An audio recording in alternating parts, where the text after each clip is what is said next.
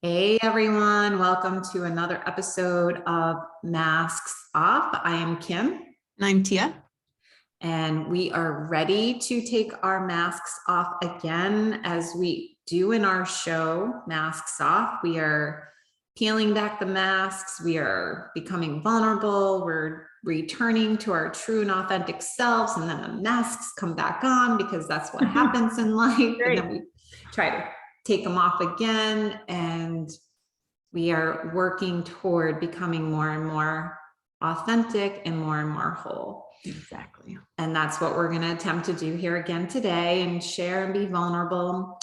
But as always, we start with a quote, and we are using Brene Brown's quote today from her book, Atlas of the Heart. And the quote is this: I learned that taking the edge off is not rewarding, but putting the edge back on is one of the most worthwhile things we can do. Those sharp edges feel vulnerable, but they are also the markers that let us know where we end and others begin. Brene Brown. So, when I was reading in the introduction, and she was talking about the edges and how it's so hard to be vulnerable and to tap into our pain, right? We talk about it all the time on this show, about avoiding pain, and it's normal, it's natural, we all want to do it. The brain is wired for us to move away from pain and toward pleasure. So it's no wonder that we are one of the most, as Brene said in her vulnerability TED Talk, and I can't remember exactly how she stated it, but that we are, this society today is one of the most overweight, in debt, overworked, addicted society. It totally is, because we are taught, as she uses her words, are armor up. We use the terminology of putting on masks, but it's the same thing. And it's all figurative, right? You either put your mask on or you armor up. But in either case, what we're really saying is that we are avoiding vulnerability and pain. And we're avoiding all of life that it gives. All of life. So I love how she says this, right? That in order to numb our anxiety, she says, I'm going to say what she said. The edges taught me that the more that I used alcohol, food, work, caretaking, whatever else I could get my hands on to numb my anxiety and vulnerability, the less I would understand my feelings, my thoughts, and my behaviors. I finally realized that trying to outrun and outsmart vulnerability and pain is choosing a life defined by suffering and exhaustion. Exactly. And that just hit home for me. Like that I could 100% identify with. Yeah. Because we, like you said, we are wired to move away from pain. So those edges, to take the edge off, right? To numb out, to disconnect, to remove anything that is uncomfortable. Is what our society tells us to do. To disconnect from yourself and don't feel those uncomfortable feelings or whatnot. But in that process that you do, you don't get to feel the amazing things too, because you're numbing and dulling both extremes. And when we're numbing and we're not embracing all those edges, embracing those shadowy bits, we actually do the opposite of what we think we're doing. We think we're numbing and not feeling, but we're actually creating more suffering because all that's still there. It doesn't go away. It just builds and builds and builds, and more disconnection, more running, more hiding. So it gets more and more and more. Yet 100%. we think we're Those doing the opposite. layers of sedimentation just keep Yes, building, or the layers of the masks exactly. keep getting thicker and thicker, and you start wearing all the different masks that we've talked about.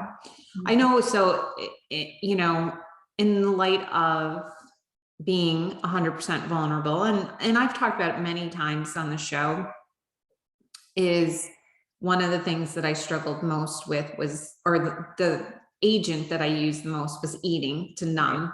I used food to numb for sure. And I can remember, you know, as early as age 7 or 8, just using food to numb my feelings. And then, you know, the thing is that I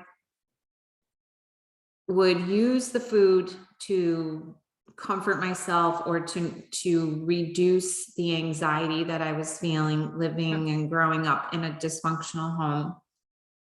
And then as I got to that puberty age, and then all the cookies and chips and candy and ice cream that I was eating began to show itself, in addition just to the hormonal things that were taking place in my body, and feeling so ashamed, you know, that shame just, and feeling awful, like there was something wrong with me, inherently wrong, that I couldn't stop myself from the overeating. And I had no outlet, no way of communicating that with anyone or talking to anyone about it, because we just didn't do that. You just didn't do that. No one talked about the real stuff, the juicy nuts and bolts, the real vulnerable stuff. And I'm going to honestly say that it still is a struggle for me today to really be able to share and talk about that real vulnerable stuff, or to even be vulnerable. And, you know, yesterday, so I'm still in the process of grieving the loss of my dad. And yesterday I had to go and finalize the sale on his mobile home. And I ended up getting to that area early, so before the appointment at the tax collector. So I don't know what made me go, but I went to his place and went in, you know, one last time, and it was empty, you know, and I can even feel the sadness now. And so this is so apropos. This is perfect because I can feel it. And my go-to is, nope, got it. Can't feel. I push it right back down. Don't be vulnerable. Can't cry in front of people. Like, not even, like, I shared with my family that I felt sad, but not like really allowing myself to be vulnerable or to cry in front of them, you know. And I never did, even as a kid. Wow. Never did. Just always, whenever I felt really sad, and if I was going to cry, I was alone. I didn't cry in front of other people, and especially in public. Like, that's the stuff, right? That's the stuff that helps connect us to one another. And yet it's like the hardest thing. I don't know anyone who really does that shows up with another and says, I'm a freaking mess. I'm a basket case. Right. And can you hold some space for me? I think, what didn't Glennon Doyle talk about? Was it her in her book where she talks about being a hot mess? She kept using the term being a hot mess. I think so. And people, and who knows, maybe Brene can do this. Maybe Glennon Doyle Mellon has learned how many other people can and do, you know, have learned how to be truly vulnerable, and they can take their mask off and show up. But I struggle with that still. I think most people struggle with it. And I think, you know, and we've talked about it before, is it depends on the relationship with the other person or the group that you're with too, right? Because, I mean, we just can't walk around being vulnerable hot messes all the time. Right. Yeah. Because that's not healthy either. I know. Right. There's a balance. Absolutely. You don't want to go to the other extreme. So I totally agree. But here's where it's even still hard for me to take that mask off and to really be vulnerable, is that I text my sister, I said, just finished going to daddy's on my way to the appointment. It was really sad. So she called me. She's at work. She's crying while she's at work. I'm in the car where I could cry and I'm holding back the tears. Like, I Isn't that have to interesting? be, yep. I'm like, nope, not gonna. And she's my sister and we're going through the same exact situation. And that's why I'm really taking off the mask. Interesting. And I'm sharing, like, this is the shadow side.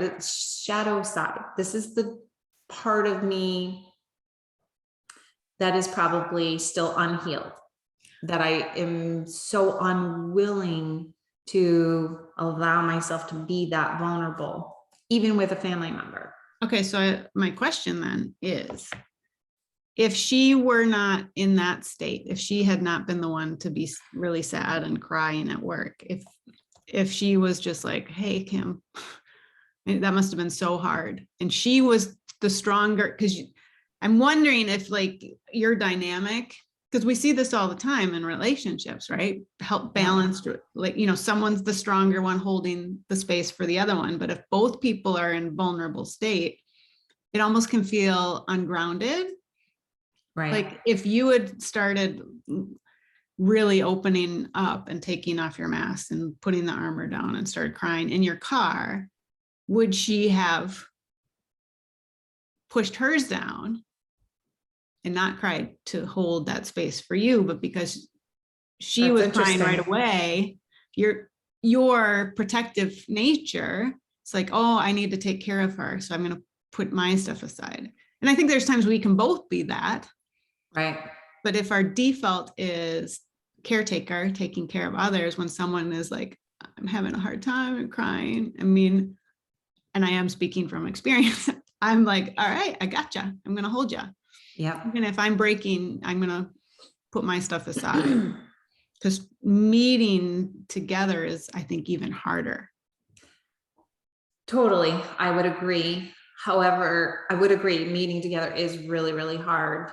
And what it felt like for me, and the pattern is, right. And so that's what when we do our course, I Am Whole, that's what we do, is we look at patterns that are affecting like and this is a past pattern of me not feeling comfortable or safe or something. I don't even know what the word is, to allow myself to fall apart. In front of another, or even in front of another. It doesn't feel safe. And there's almost, if I really go inward and I investigate this, and I use my process over and over yesterday, I have to say, I just kept going through it over and over. If I were to really investigate this, it almost feels like it's not safe, number one, because the belief is the other person won't or can't show up for me. There's that. That's a big piece of, I feel the energy of that. And then even when I know that someone probably would show up for me, like if it were you, say, like, I know that if I came to you, I know you would be there for me. What would feel different about it with you is that the energy would be of falling apart like that, and being vulnerable is weak. Just like Brene Brown says, it's weak. I need to be strong. I'm the one who's always strong, holding it together and super competent. So that's how the energy would be with you. Probably my senses with my sister, or how it was growing up with my mom or my dad, would be, if I'm vulnerable with these people, they're not going to know how to show up for me in the way that I need. So, and that's try to fix it, or you're making a big deal out of nothing, or let me come in and save the day, and so you don't feel uncomfortable. And or I don't have time for this right now. So your needs are not important. And how often do we, I mean, full disclosure, I've done that tons and tons of times to my kids when they were little. Yeah. Couldn't show up for them when they needed to. And it was also just, and again, none of this is to, I always say this every time I bring up my family, this is not to put anyone down. Right. It just is what it is. They did the best they could. And I grew up in a home where we pushed everything under the rug. Right. So we just didn't tackle these types of feelings. We just didn't talk about them. Mm-hmm. If you push it down and pretend they're not there, then they'll quote unquote go away, which, as you said earlier, it never does. Nope, they're still there. It will come back to haunt you, and you will either drink, you will eat, you will smoke weed, you will be busy, you will caretake, you will people please, you will spend a lot of money, you will whatever, yada, yada, yada. Whatever it is, just like Brene Brown said in that paragraph. Right. So I'm curious, like with the relationship with your sister, if you're willing, you don't have to answer the question. Yeah. Were you the strong, like, did she feel safe and cry with you a lot growing up, and you were the strong one? And so, because your parents couldn't do that, you were able to do it a little more, even though you didn't have the experience you have now. Were you the one she cried to? I think so. I was definitely the one that everyone in the family turned to, for sure. Even the ones that were older, my 3 cousins, like that I talk about all the time. I was always the one that everyone turned to for support, for advice, or whatever. I don't remember a lot. We weren't super close growing up in the house, but definitely like after we moved out of the house, and certainly in the past few years with my mom and my dad, you know, being either sick or and when they died, she certainly was the one who always, and she even said it when my mom was dying. She's like, she said to me, "You're the one who's strong. You hold it together. I fall apart," you know. So what do you have to do? I have to fill that role. Hold it together. I have to hold it together, and I have to wear that mask. Right. And then she's counting on you. The whole family was counting on you. Exactly. So the opportunity or possibility of me being vulnerable in those situations, I had to push it down. And I did. And I can remember so many times in the hospital. I mean, there were a couple of times where I finally did, you know, because it was so crazy and traumatic and whatever, that I finally did lose it, probably exhaustion and stress. And I did break down when my mom was in the hospital, but I can remember more often than not, I was, even though I felt it like right in my throat of just wanting to cry, I would just push it down. Yeah. And then, you know, there's times where we do that, right, to get through a situation like that. And then did you allow yourself the space? When I was alone, later, but when I was alone, yes. But then I, you know, no one, and that's fine. I still do process the feeling, and yet no one, no, there's two downsides to that. No one is seeing me being vulnerable. So I'm, you know, I'm not taking the mask off in front of people. I'm wearing this mask of I'm all together, got it together, whatever. And I'm denying myself the opportunity to connect heart to heart with someone else, to let someone be able to hold space for me, and to be able to reach across the table and say, I see you. I see that you're sad. I see that you're hurting. I see that you're in pain, and I'm here for you. Yeah. And to be able to receive that support is another part of that process too, right? Yeah. It's like, even saying that right now in this like grounded state, it makes me highly anxious. Yeah. My anxiety goes like to an 8, 9, or 10. So wow, like really, we're talking about really ripping off the mask today, taking the mask off and just, you know, being honest. But I think that it's important to talk about this, because I think it's a topic. Obviously, Brene Brown's writing about it, and she's the vulnerability expert. How many views has she had? Millions and millions of views on that TED Talk on vulnerability. She researches it. It's a huge deal for people. people are not wanting to go there, is my feeling and my sense. There's so much fear. There's so much fear. And then, like you said, if on the flip side, I had a therapist that once said all the time, 180 degrees from sick is still sick.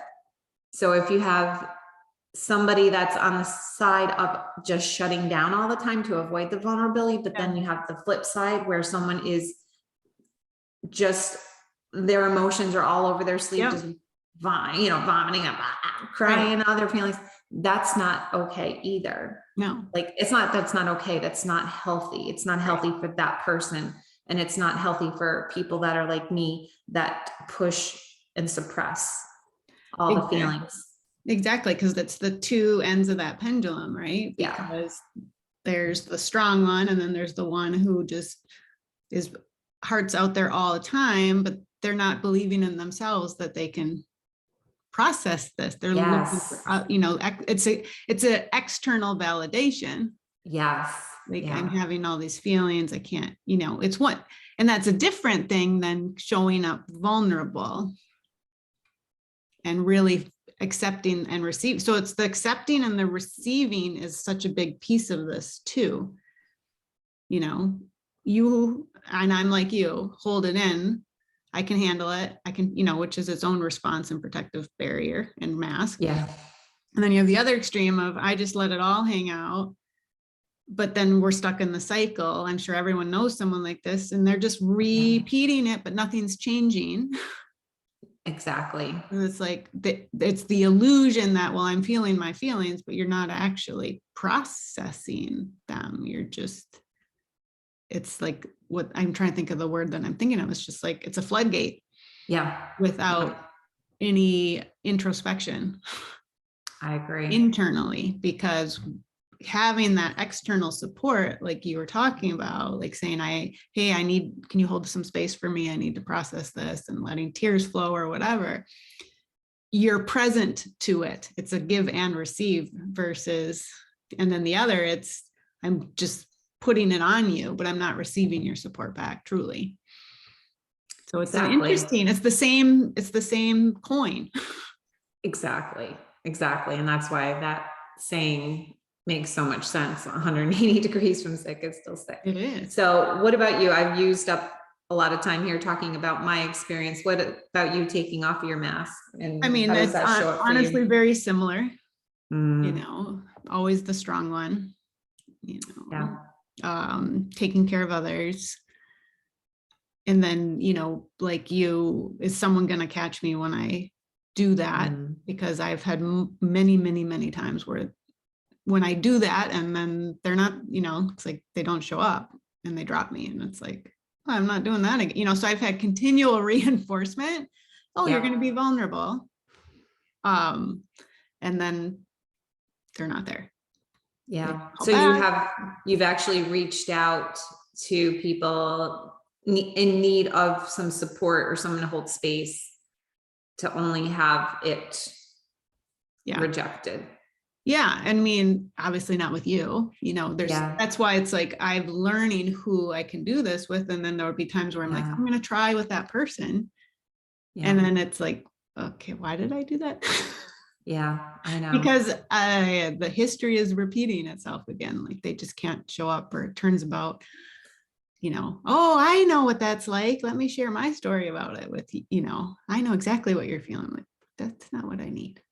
So I mean, one thing I have gotten better is if it's someone who isn't as skilled, it's like, I just need you to not say anything. Don't want advice. Or if the advice starts coming out, go, that's not helpful. So how's that working then? That's interesting. So you have found a few people then that you can say, hey, I need support. And you just say, I just need to just vent. I don't want any support. How is that working? Are you able to? Still hard. And oftentimes when that happens, it's like having a conversation, and it just like, I'll share something, not like that intentional, hey, I need a phone call. Hey, I need some support.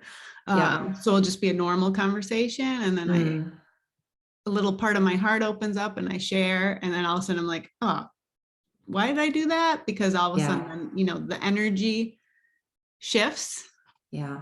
because I know what it feels like to be held and have someone hold space for me, Yeah.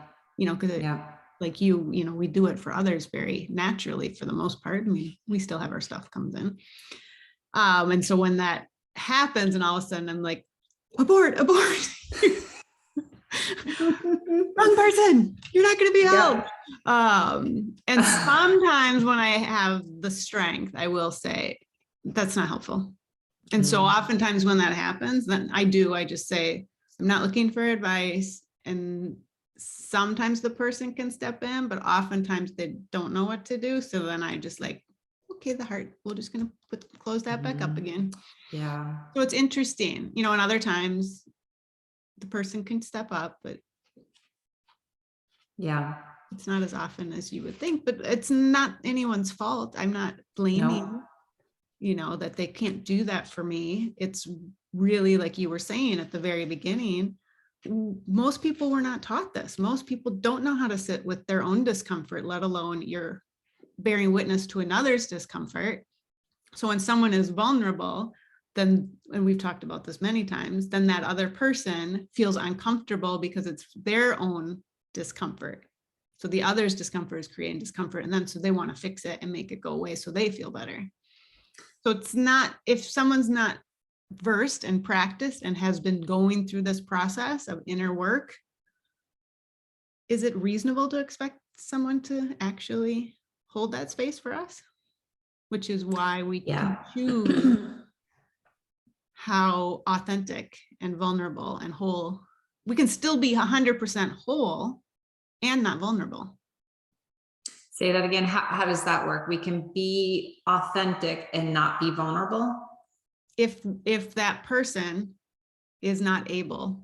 Oh, if the person is not able, so we're being whole and authentic to ourselves in that, okay, this is a person who I care about, I love, I adore, but they're not the person that can hold the space for me. So I'm still being whole and authentic by not sharing, by not breaking down into letting the tears flow or the vulnerability come out, because then I would be disrespecting myself because that other person can't.